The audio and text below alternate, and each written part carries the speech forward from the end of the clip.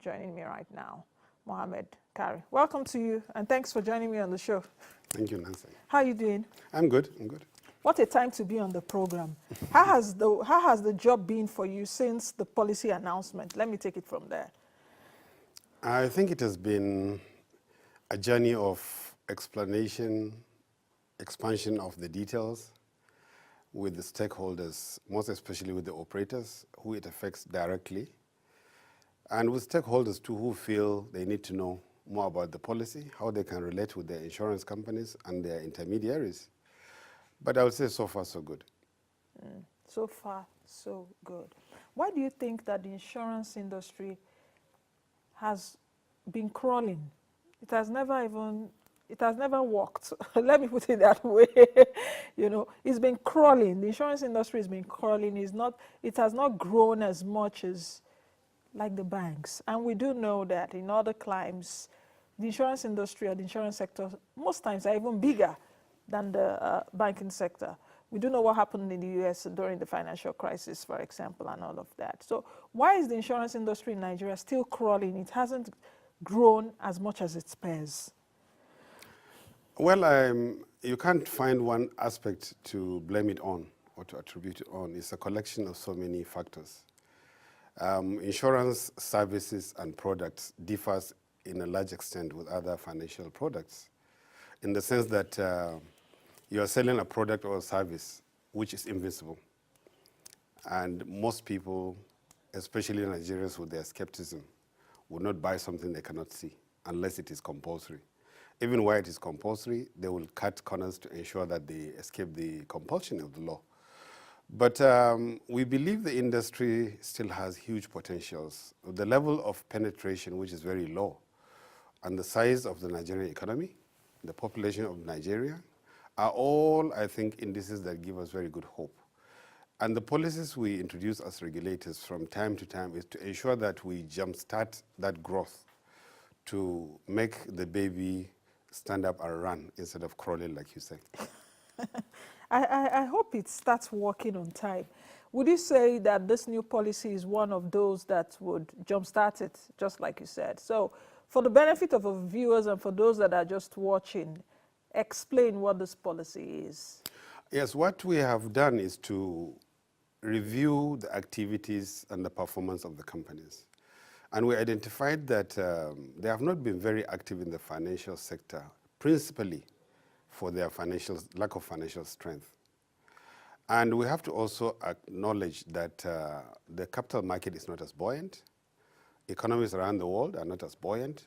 So if we had requested for companies to improve on their capital standing, it would be difficult to obtain capital. So we decided to apply the risk-based supervision approach in a Nigerian way, and which is to categorize company based on the existing capital they have, which, as you remember, was established in 2005 and finally implemented in 2007. So the policy is not really asking for recapitalization. It has just categorized companies based on their solvency levels as of the end of 2017 year. We assessed them, identified them, and grouped them into 3 tiers, with each tier having the certification to perform certain, to be able to insure certain classes of business. The tier are tier 1, 2, and 3. With tier 3, you must have the minimum capital requirement to get a certification, and that qualifies you to do certain number of classes. If you qualify for the tier 2 operation, you have all the tier 3 classes plus some more. Can we actually break it down for the benefit of our viewers? Just like you said, there are 3 tiers actually. Yes, there are so 3 where tiers. should we start from? Let's start from tier 1 so that our viewers can better understand what the insurance companies are expected to do. So tier 1, we have different operators actually. Yes. Composites, life and non-life. So can we just have them very quickly? Tier 1? Tier 1, we have a category which does all classes of business for the area it is licensed. Like you said, there are composite companies, which are licensed to do both general business and life together. And we have the non-life companies, which are licensed to do only general business. And we have the life companies who do only life and aviation and annuity. So the tier one companies can do all classes and all transactions and all policies. The fact that we say all classes, all policies, the products they want to sell has to be approved by the regulator on the condition and terms as may be submitted by them and agree with the regulator. And for tier two, they are the next tier. They do some of the classes, not all. All. They do some except annuity. They do all classes except annuity, which is a preserve of tier one. And tier three does all classes except annuity and group life. Now, that brings me to the question of the composite insurers, or those that can do everything, perhaps fall into the class of 15 billion naira as the new base right now. Yes. Won't they emasculate and strangle other insurers? Well, simplistically... Because they have now the money and they can play in that sector. But let me first of all dissect the composition of a composite insurance company. A composite insurance company has a license to do the two, like I said. But with the tier system, it's not necessary that his capacity can do tier one of both, or tier two of both, or tier three of both. So he can decide to do tier one in general business, tier two or three in life, or vice versa, depending on how he wants to structure his capital. I'll use figures, for example. You have stated that a composite company operating tier one will need a total of 15 billion, which is 9 billion for general business and 6 billion for life. If the company has solvency capital, let's say, of 10, that means he cannot do tier one of both. He can decide to apportion his capital according to his capital distribution and asset distribution, to take a certain tier, different in general business and a different one in life. And it is a choice. That is the aspect where the company at the board level will decide as a policy where they want to operate, and then they will advise us based on the computation and the categorization we've already advised them. Now, the issue, I think you also spoke that the stipulated deadline for the companies to notify NICOM is this week. Actually, the 14th of September. 14th, Yes. which is in 2 days or so? Kind of, yes. So every insurance company must come up with which business class it wants to operate by 14th of September. Yes. What if they don't come up? No, this is a simple decision. It doesn't require any financial wizardry. We have already written every company and advised them based on our computation where we believe they belong. But it is not a directive of a regulator of what they will do. It is based on their decision as owners of their company. The directors may decide, if there is a composite company, to apportion their capital accordingly, depending on where they want to put their interest. Interestingly, we have already received applications by some who have already undertaken their AGMs and have already decided. Some companies that are composite have decided, for example, to apply to separate the two licenses. And they intend to reposition their operations to give more emphasis on one and later develop the other. This is a choice. And that is what we are encouraging. What we have had before now, which has actually contributed to the lack of fast development, is companies have been allowed to do everything with the little capital they have. And they have stretched themselves to beyond their financial ability. And that reason they have found challenges. I mean, anybody who talks about the insurance industry talks about things like failure of companies to pay claims, among other things. And we believe the financial capacity is a contributing factor, among other things. But is it more? The financial capacity is more challenging than every other challenge. Even the culture of Nigerians embracing insurance is also one of those challenges. Well, but perhaps you're saying that you need to fix the financial base of the companies? It's one of the pieces of the puzzle. There are many of them. Risk-based supervision encompasses so many principles. It includes issues of corporate governance. It includes issues of finance. It includes issues of risk management, so many things. And we have taken it item by item since we introduced we started on the implementation of risk-based supervision. Now, how many insurance companies do we have? Because I know there was a recapitalization some years ago. The last one was 2005, 2007. Yes, during Fola Daniel's tenure, I guess. And then at least if I can remember, that was like 10 years ago, so close to 10, about 49 insurance companies. How many insurance companies do we have now? We have 62 licensed companies, 2 of them reinsurance. So we have 60, which includes 2 takaful insurance companies. And we have new applications for micro insurance companies too, which are coming up very soon. Micro insurance. Okay, I'll come back to perhaps seeing new or fresh investors in the insurance industry, because I know that there's been an embargo in terms of fresh investors, Licensing. fresh licenses. Yeah. Okay, perhaps just answer that. Why is NICOM opening that up right now for fresh investors to come into the insurance industry? After the 2005-2007 capitalization, the regulator decided to encourage the internal development of the industry, and it suspended issuing new licenses. It encouraged companies to come together, consolidate, and become big players, because Nigerian economy, as we know, is now, after the rebasing, the biggest in Africa. But we have one of the weakest insurance sectors. So the policy was to really encourage companies to come together and play the big fields, which is the oil and energy, the aviation, the construction, and such classes. For that reason, we suspended licensing and encouraged internal development. For 11 years, that policy persisted, and it did not work because for reasons best known to the operators, they rather operated the way they were operating. Was it also as a result of the fear of perhaps foreign investors coming into the sector? Because we're also seeing that there's a lot of capital flights too, especially in that sector. A lot of our companies, insurance sector companies, are not really adequately capitalized financially. So there's this fear of foreign capital leaving the country. Is it that perhaps NICOM and the insurance players are also looking at, okay, this did not work for 11 years. Can we now have a new approach? No, really, it is the reverse. What we saw actually happen was the reverse.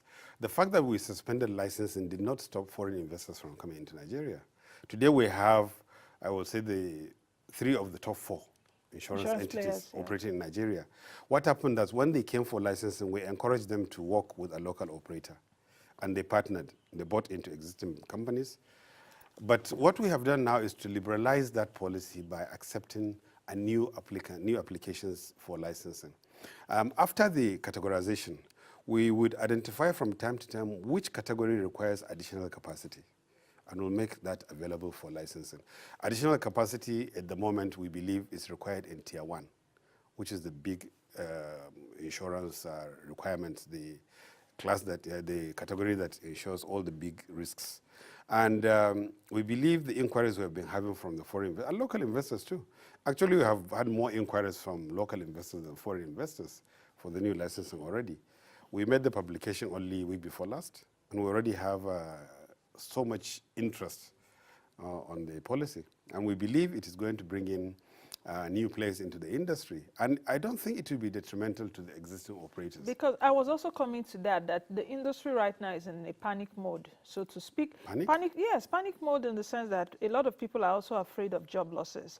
I was reading a report that the Association of Senior Staff of Banks, Insurance, and Other Financial Institutions have written to your agency. I don't know if you've seen the letter. No, we haven't even addressed it, yes. Oh, ha. In terms of you being aware of the fact that there may be job losses in the insurance industry, how are you going to be addressing that? The second one is, out of this 60 insurance companies or so that we have in Nigeria right now, how many of them will survive? Now, first of all, with the, what did you call it? Is it panic, you said, or Yeah, agitation? The association you referred wrote us, and what we came to the conclusion, most of the members of that association are either employees of insurance companies or banks. And we wondered why they have not approached their employers, their management of companies, to explain to them that this policy would not cause job losses. How would it? This is a policy we believe will strengthen the operations of insurance in Nigeria. But what we believe the association did was to sing somebody else's voice, because we don't regulate the association, we don't regulate their operation. So you think that the insurance companies are going behind through the association to sing to you or to tell you that, oh, NICOM, hold on, hold your fire yet on implementation? Well, through the process, we have interacted with all stakeholders, most especially the operators. And the operators have, in our interaction forums, in written submissions, in interviews they have given to media, supported or criticized the policy, which to us has been an added advantage to improve on what we're doing. But then for organizations or outfits that have no relation to, direct relation to the policy to come up and make statements. We have got letters from legal entities and from other bodies also asking questions, which we have answered to a large extent. But the concern is where unnecessary panic is being raised by whoever, for whatever reason. I think it gives the wrong impression, and it frustrates a policy which is issued with a good intention to develop a sector. And nobody have a real good oversight of the sector like the regulator. We work with the operators. We receive the complaints of the consumers. I know you've had several meetings with the operators we meet in regularly. Abeokuta, in different places during the year. We have a committee, an insurance committee we call it, the insurance committee we call it, where the regulator meets with the operators regularly, and we interact with all other players in the industry too, and consumers alike. And we get input from everybody. We have a complaints bureau in NICOM, people that have complaints on their policies Claims or on services. They get back, and we get back to them. The association has a similar bureau that takes a complaint. So for people to be speculating on things that are imaginary, I think is mischievous. Would you totally say it's imaginary? Because one would also ask the question, why the shift from shareholders' funds to solvency capital? Well, the former approach was rule-based. And if you use the figures of the capital in operation now, you will understand why it doesn't make sense. These capitals were introduced in 2005, like I said, and we pegged life license to 2 billion naira and the general business to 3 billion, composite to 5, combination of 2. But regulation, financial sector regulation is dynamic. If you remember, immediately after that capitalization, there was a crisis, financial crisis worldwide in 2008. And financial regulators came together through our international association and studied how they can prevent such an occurrence again. And it was a common consensus, and everybody adopted, sometime before then, actually adopted risk-based supervision approach, which in Nigeria, financial regulators have since adopted, except us. And the risk-based approach comes away from the rule-based that says, okay, if you have the minimum, you can do anything. It doesn't make sense when the value of the currency has changed, inflation has changed a lot of values. For us to be stuck on the same capital we introduced 18 years ago, insuring assets that have since changed value, with a currency that has since changed value, and for you to expect that the motor vehicle that was insured with 3 billion capital will still be of the same value 13 years later. So what the policy really imbibes the culture of is the culture of insure and take risk within your financial ability. It doesn't make sense for you to have a small capital and go for high classes insurance. Because insurance companies may have enough shareholders funds, but they have low solvency capital. Shareholders fund and policyholders funds are components of solvency. But the calculation of what we allow has been detailed to the insurance companies. And not only that, we have also extended admissible assets to include things that were not admitted before, which we believe are good investment. And these are all policies created to provide some comfort to the companies. And after the advice we have extended to them, we have asked them to recompute from their point of view with their board of directors what they believe with this additional palliative to see how their solvency margin can be boosted to be able to accommodate or improve on their classes. We then suddenly realize the companies want to operate in higher tiers than they exist for those that are lower than 1. And then wondered why did they not in 11 years take the initiative to do it on their own? Because financial regulation and insurance activities especially are supposed to be driven by the shareholders and by the owners. Regulators should not be making rules on capital, for example, or on areas of operation. That is why we have involved directors to be the ones that decide where they want to. If they want to operate beyond what we assess them to be, then they should tell us how they want to achieve that. Are there still some insurance companies under NICOM management? Yes, we have a few. So what will happen to those companies that are under studio management? No, the management is an Which intervention. Which companies? I think Gold Link, Unique Insurance? We have a few. And IAA? the life of an insurer at every time is a life of intervention where he's required to. And I would not say there will not be more in the future. There could be more for different reasons. Some of them would be financial issues, some of them would be corporate governance issues. But for the insurance industry, we have found most of the problem arose from infight of shareholders between different groups of directors. And where such happens, we have to also look at the interests of the majority of the shareholders, especially companies that are quoted on the stock exchange. And we intervene to avoid the rot. So what will happen now with this new policies, with this new policy under NICOM's management of those insurance companies? Even those companies that are under management have been advised on their category, and they will operate within their capital ability. And if they want to, because the management is a interim thing. After some time, the interim managers will hand over to the shareholders to continue after we have sorted out issues. And if we find parties not to be behaving against the corporate rules, then we will caution them accordingly. If it requires us to blacklist them from being on the board of directors, we do, and we advise other financial regulators. Okay. How about insurance companies that are still reeling from heavy loans that were taken in the past for the former recapitalization? Because I do know that insurance companies right now have different options available to them. Some may now go with this policy, some may now begin to do mergers and acquisitions, or IPOs, initial public offers, or even public offers, or even rights issue, as it were. Yes. So how about those that have taken loans, for example, to do the former recap? The former recapitalization or any recapitalization will not accept taking loans to capitalize. No financial regulator will accept that, because that is taking up a liability to provide comfort, which is not practical. The existing loans in the insurance company's books were not taken to make up for the last capitalization. It was most of them were taken after the capitalization exercise.